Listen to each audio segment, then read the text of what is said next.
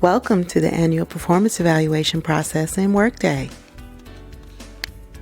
In this supervisor presentation, we will provide instructions on Step 1, Review and Select Competencies with Staff Member.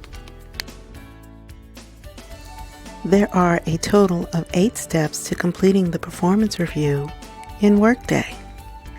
Step 1, Review and Select Competencies with Staff Member, which is the topic of this presentation.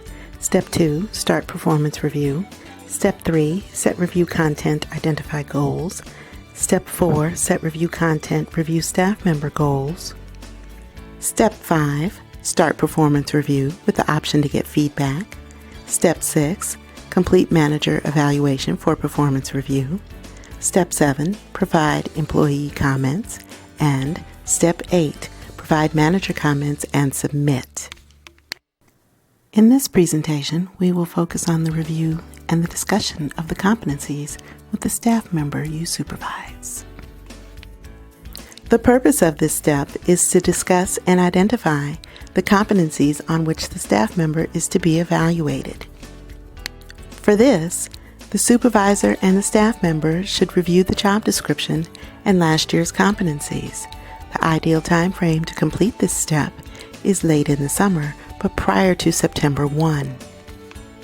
There are circumstances under which no competencies were applicable, no longer applicable, or not available. Ask whether the staff member is new to Furman, hired on or after April 1 of the evaluation year. Ask whether the staff member was not eligible for evaluation during the previous year. In other words, were they hired during the month of March of the previous evaluation year? If the staff member was eligible, ask whether the staff member was in a different position since the completion of the previous evaluation year. If yes, the previous competencies may not be applicable, so it may be appropriate for new competencies to be identified. If the staff member is in the same position, have you both determined that the staff member be evaluated using different competencies? This is the competency selection form. The link to the form was sent to supervisors via email. Enter the first name of the staff member, then the last name of the staff member. If the staff member does not meet any of the previously discussed criteria, click No and advance to the next page. If the staff member meets any of the previously discussed criteria, click Yes and advance to the next page to select the competencies. Answer yes or no as to whether the staff member supervises other staff members. If not, click No, then advance the page. If the staff member does have supervisory responsibilities, click Yes, then advance the page. If the staff member does have supervisory responsibilities, select a minimum of 3 competencies from the supervisory competency list: development and training, leadership, performance management, quality improvement, resource management. Then advance the page. For staff members with supervisory responsibilities, select no more than 2 job-specific competencies, depending on the number of supervisory competencies that were selected. If the staff member does not have supervisory responsibilities, select 5 competencies from the job-specific competency list: accountability, decision-making, fiscal responsibility, flexibility, initiative and motivation, job skills and knowledge,